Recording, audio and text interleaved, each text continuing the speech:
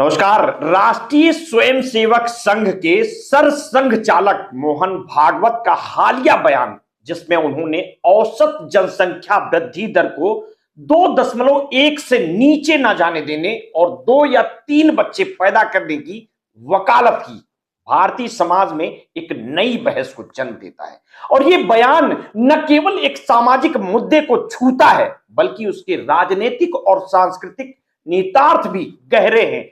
जनसंख्या नीति पर उनकी यह टिप्पणी समाज में मौजूद असंतुलन, आर्थिक संकट और सांस्कृतिक संरक्षण जैसे मुद्दों से जोड़कर देखी जा रही है। ऐसे में यह आवश्यक है कि इस बयान की व्यापक संदर्भों में समीक्षा की जाए और यह समझा जाए कि इसके पीछे कौन से कारक काम कर रहे हैं। आरएसएस का भारत के सामाजिक और सांस्कृतिक विमर्श में एक प्रमुख स्थान है और इस संगठन ने हमेशा से अपनी विचारधारा को देश की पहचान, संस्कृति और धर्म से जुड़ा हुआ बताया है। संघ का मानना है कि भारत की जड़ें उसके हिंदू समाज में है और इसीलिए इसके संरक्षण के लिए हिंदू आबादी का बहुसंख्यक बने रहना आवश्यक है। भागवत के इस बयान को भी इसी दृष्टिकोण से देखा जा सकता है, लेकिन सवाल उठता है कि क्या ऐसे बयान समाज में सकारात्मक योगदान देता है या फिर यह एक विशेष समुदाय को भयभीत करने और बहुसंख्यक वर्ग को लामबंद करने का प्रयास है। वर्तमान समय में भारत अनेकों चुनौतियों से जूझ रहा है। बेरोजगारी, आर्थिक असमानता, शिक्षा और स्वास्थ्य सेवाओं की कमी और जलवायु परिवर्तन जैसे मुद्दे देश के सामने खड़े हैं। ऐसे में जनसंख्या वृद्धि की वकालत करना न केवल इन समस्याओं को नजरअंदाज करना है, बल्कि उन्हें और बढ़ाने जैसा है। क्या संघ इस बात का आकलन कर रहा है कि बढ़ती जनसंख्या देश के सीमित संसाधनों पर कितना बोझ डाल सकती है? भारत की जनसंख्या पहले ही 1.4 अरब को पार कर चुकी है और इसे संभालना नीतिगत और प्रशासनिक दृष्टि में से एक बड़ी चुनौती है। भागवत के बयान का आधार आधुनिक जनसंख्या विज्ञान को बताया गया है, जिसमें कहा गया है कि अगर जन्म दर 2.1 से कम हो जाए तो मानवता के अस्तित्व पर खतरा मंडराने लगता है। लेकिन यह तथ्य सार्वभौमिक रूप से सभी देशों पर लागू नहीं होता। यूरोप और जापान जैसे विकसित देशों में कम जन्म दर के बावजूद उन्होंने अपने संसाधनों और नीतियों के माध्यम से स्थिरता बनाए रखी है। भारत में स्थिति अलग है। यहां न केवल संसाधनों की कमी है, बल्कि सामाजिक असमानता और आर्थिक विषमता भी गहरी है। ऐसे में बढ़ती जनसंख्या से न केवल बेरोजगारी बढ़ेगी, बल्कि सामाजिक तनाव भी बढ़ सकता है। क्या आरएसएस इस पहलू पर भी विचार कर रहा है? इस बयान के साथ ही भागवत ने हिंदुओं की घटती आबादी पर भी चिंता जताई है और उनका कहना है कि हिंदुओं का बहुसंख्यक बने रहना देश के मूल्यों और पहचान के लिए आवश्यक है। लेकिन क्या ये तर्क वास्तव में भारत की विविधता और धर्मनिरपेक्षता के अनुकूल है? भारत एक ऐसा देश है जो सदियों से विभिन्न धर्मों, संस्कृतियों और परंपराओं का संगम रहा है। हिंदू, मुस्लिम, सिख, ईसाई, जैन, बौद्ध और अन्य समुदायों ने मिलकर इस देश को सांस्कृतिक विरासत को समृद्ध किया है। ऐसे में किसी एक समुदाय की आबादी को लेकर चिंता जताना और इसे देश की सुरक्षा और स्थिरता से जोड़ना क्या भारत की वास्तविकता को नकारने जैसा नहीं लगता? भागवत के बयान में यह भी कहा गया है कि मुस्लिम समुदाय की जनसंख्या तेजी से बढ़ रही है, जबकि हिंदुओं की जनसंख्या का प्रतिशत घटा है। हालांकि इस संदर्भ में कई रिपोर्ट्स और विशेषज्ञों का कहना है कि यह तथ्य पूरी तरह से सही नहीं है। 2011 की जनसंख्या के अनुसार हिंदुओं की आबादी अभी भी 79.8% है, जबकि मुस्लिम समुदाय की 14.2% है। हिंदुओं की जनसंख्या में गिरावट का प्रतिशत मामूली है और इसे खतरे के रूप में देखना एक अतिशयोक्ति हो सकती है। और इसके विपरीत मुस्लिम समुदाय की उच्च प्रजनन दर भी धीरे धीरे कम हो रही है। ऐसे में जनसंख्या असंतुलन की बात करना क्या वास्तविकता को तोड़ मरोड़ कर पेश करने जैसा नहीं है? और यह भी ध्यान देने योग्य है कि भागवत का बयान ऐसे समय में आया है जब देश में आर्थिक मंदी, महंगाई और सामाजिक असंतोष अपने चरम पर है। इस संदर्भ में क्या यह बयान इन ज्वलंत मुद्दों से ध्यान भटकाने का प्रयास नहीं है?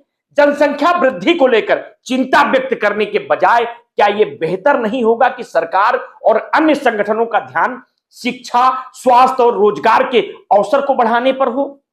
आखिरकार जनसंख्या केवल एक संख्या नहीं है, यह उन व्यक्तियों का समूह है जिनके पास अपने अधिकार और जीवन की गुणवत्ता का हक है।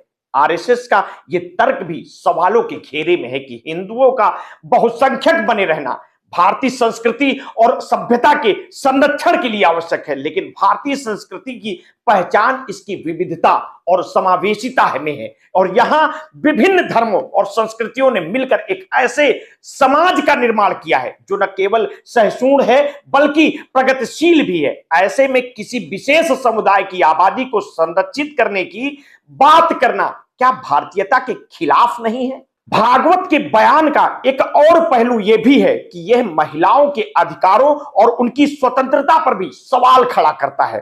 2 या 3 बच्चे पैदा करने की सलाह देना क्या महिलाओं की स्वतंत्रता और उनकी स्वास्थ्य सुरक्षा के खिलाफ नहीं है?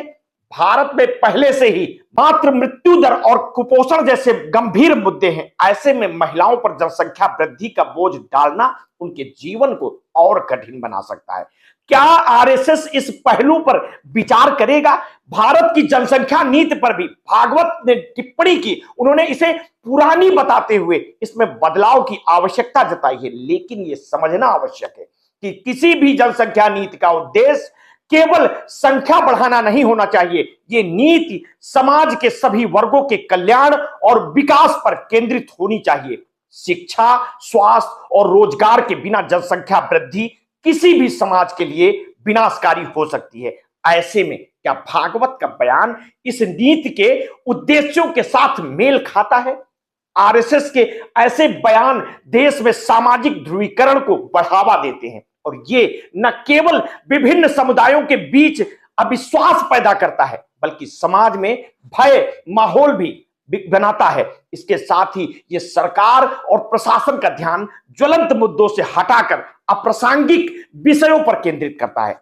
जनसंख्या वृद्धि के पीछे छिपी असली समस्याएं जैसे गरीबी, अशिक्षा और स्वास्थ्य सेवाओं की कमी पर ध्यान दिए बिना इस पर चर्चा करना समस्या का समाधान नहीं हो सकता। भागवत के इस बयान के बाद एक महत्वपूर्ण सवाल उठता है, आरएसएस को इस तरह के बयान देने का अधिकार किसने दिया?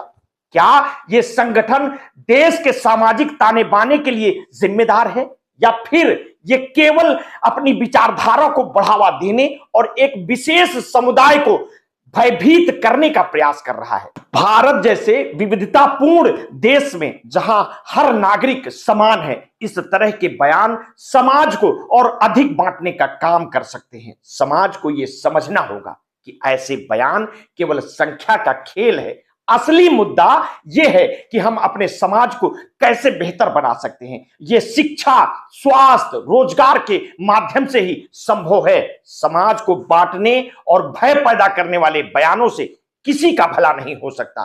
भारत को एकजुट और प्रगतिशील बनाए रखने के लिए हमें ऐसे बयानों को न केवल खारिज करना चाहिए बल्कि उनकी मंशा पर भी सवाल उठाना चाहिए। इसलिए यह आवश्यक है कि जनता ऐसे मुद्दों पर गहराई से विचार करे और अपने विवेक से निर्णय ले। किसी भी संगठन या व्यक्ति को यह अधिकार नहीं है कि वो समाज को अपनी विचारधारा के आधार पर चलाए। भारत की विविधता और सहिष्णुता ही इसकी असली ताकत है और इसे बनाए रखना हम सभी की जिम्मेदारी है। इस पूरे बयान को आप किस तरह से देखते हैं? अपनी प्रतिक्रिया हमें वीडियो के कमेंट बॉक्स में अवश्य दीजिएगा। आपने अगर अभी तक हमारे इस चैनल को सब्सक्राइब नहीं किया है तो तत्काल कर लीजिए, बेल आइकन दबाना बिल्कुल ना भूलिए। अपने स्वास्थ्य के प्रति सचेत रहिए, सजग रहिए। आपने कभी भी कोरोना वैक्सीन लगवाई है तो समय समय पर अपने ब्लड प्रेशर की जांच अवश्य कराते रहिए। अपना ध्यान रखिए। बहुत बहुत धन्यवाद। साधुवाद।